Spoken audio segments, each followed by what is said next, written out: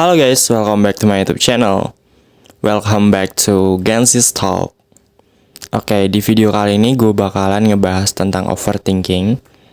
Gue yakin kebanyakan dari Gensi ngalamin ini. Ya, karena banyak hal yang harus kita pikirin kan nih. Kayak orang mikirnya Gensi, anak remaja, anak muda itu gak punya pikiran.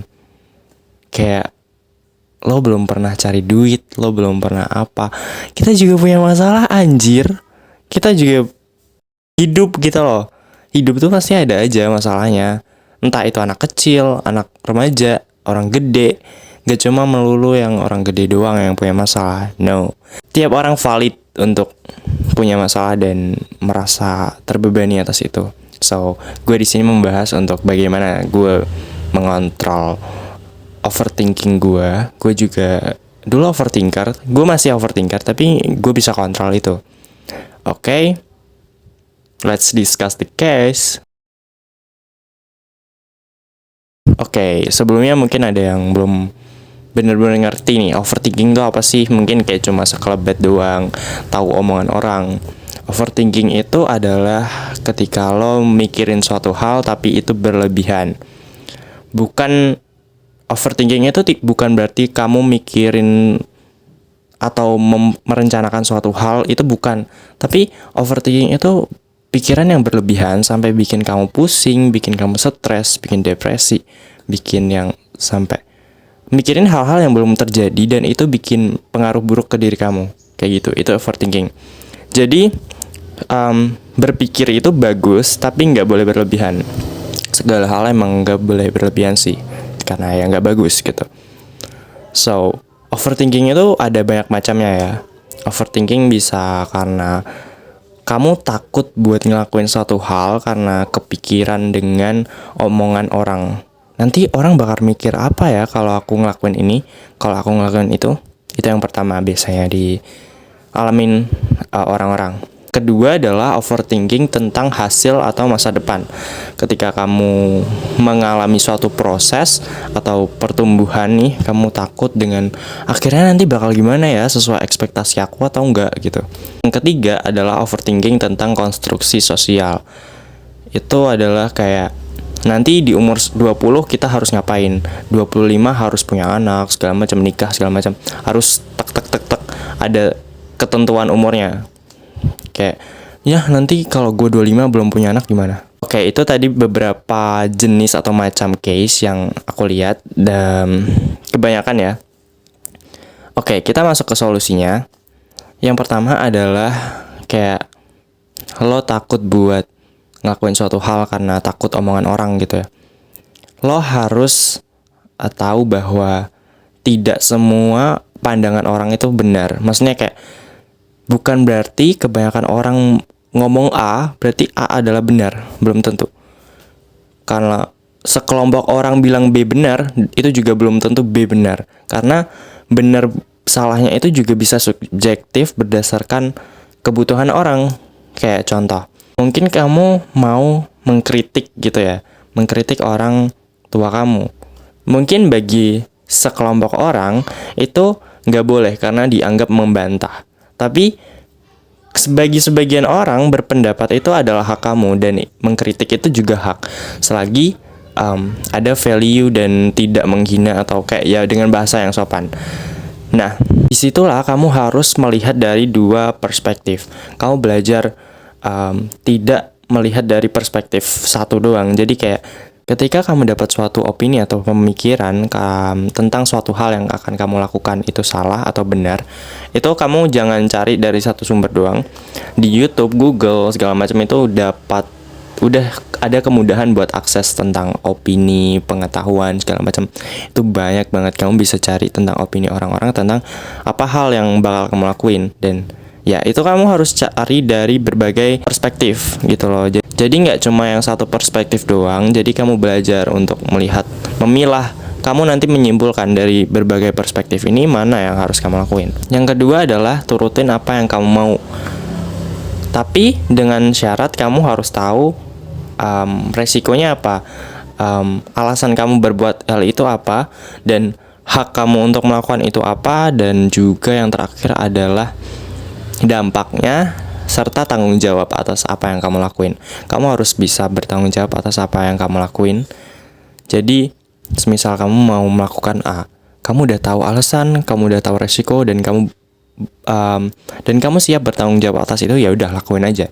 Kamu nggak perlu nunggu persetujuan orang lain untuk ngelakuin hal itu, karena ya your life is yours gitu. Kalau kamu terus-terusan ngelakuin hal-hal yang sesuai sama omongan orang, kamu nggak akan jadi diri kamu sendiri, dan hidup kamu jadi bukan milik kamu, jadi milik orang lain malah. So, kamu harus fokus ke diri kamu sendiri dulu. Tapi jangan selfish atau jangan kayak buta gitu loh, buta perspektif kayak tadi yang aku bilang, harus terbuka perspektifnya. Nah, itu tadi tentang benar atau salah, tentang apa yang kamu lakuin. Nah, selanjutnya kamu harus tahu bahwa kamu punya kontrol atas diri kamu. Kamu harus sadar bahwa ketika kamu udah ngerasa banyak pikiran yang udah masuk ke pikiran kamu dan itu tidak menghasilkan solusi dan malah bikin kamu pusing, bikin lelah segala macam yang tidak membuahkan hasil, you have to stop. Karena ya buang-buang waktu. Kenapa kamu ngelakuin suatu hal yang tidak membuahkan hasil gitu?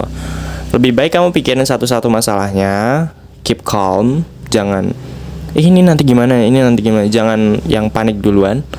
Kayak pikirin satu-satu, tapi itu pelan-pelan dan itu work gitu loh. Kayak ya yang penting kamu dapat solusinya satu-satu dulu gitu loh. Jangan langsung semuanya dipikirin dan gak ada hasilnya, sia-sia. Terus untuk masalah hasil dan masa depan, aku mau kasih tahu bahwa masa yang harus kamu pikirin adalah masa sekarang. Apa yang bisa kamu lakuin sekarang untuk berpengaruh ke masa depan kamu, berpengaruh ke hasil kamu. Hasil dan masa depan itu bukan kontrol kamu, bukan kendali kamu. Jadi kamu tidak bertanggung jawab penuh atas ekspektasi kamu akan masa depan dan hasilnya. Jadi kayak fokus sama proses kamu yang sekarang, masalah hasil dan masa depan. Kayak jangan terlalu berekspektasi tinggi. Ekspektasi kamu mungkin ya, kamu berhak berencana, tapi ekspektasi kamu tuh jangan yang berharap banget gitu loh. Kayak ya fokus sama proses aja, karena ya yakin bahwa proses yang kamu sekarang lakuin itu akan berdampak ke masa depan kamu, walau tidak sebagus atau seperfect yang yang kamu ekspektasiin gitu.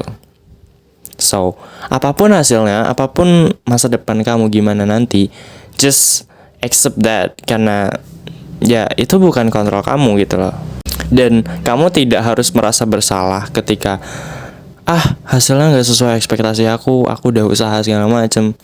No, you are great. Kamu berusaha itu udah keren banget. Jadi jangan merasa bersalah dan putus asa ketika kamu hasilnya sia-sia banget anjir, gak sesuai yang sama aku usahain. Gak sia-sia. Ketika kamu udah usaha, percaya deh, kamu gak sia-sia. Karena ketika kamu udah melakukan suatu proses, kamu belajar gitu loh, bagaimana cara melalui proses ini, bagaimana cara melakukan proses ini. Jadi ketika kamu gagal, kamu bisa coba lagi, dan mungkin kamu belajar untuk meningkatkan proses yang kamu lakuin. So, jangan merasa sia-sia ketika kamu udah berusaha. Kamu mungkin merasa sia-sialah ketika kamu nggak ngelakuin apapun, tapi kamu kayak udah takut duluan dan nggak ngelakuin apapun. Ya, itu baru sia-sia.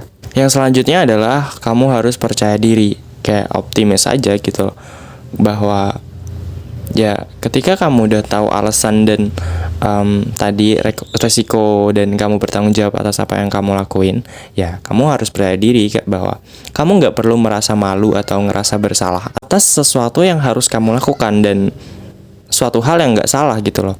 Walaupun pandangan orang itu menurut mereka itu salah, tapi kamu dari tadi kamu menyimpulkan dari berbagai perspektif bahwa kamu menemukan apa yang kamu lakukan dia salah, ya berarti nggak salah, pandangan orang yang salah. So, kita harus bisa open-minded dan terbuka tentang kamu harus tahu hak-hak apa yang menjadi milik kamu, dan kamu nggak boleh membiarkan mereka merenggut hak-hak itu. Oke, lanjut tentang overthinking atas konstruksi sosial. Nanti kamu umur 20 harus begini, harus begitu, harus begini. Kamu harus tahu bahwa konstruksi sosial itu adalah hal yang subjektif. Tiap orang punya jalannya masing-masing, punya prosesnya masing-masing. Misal, pandangan sosial, cewek itu harus nikah di umur 24. Karena nanti kalau ketuaan bayinya gimana segala macam.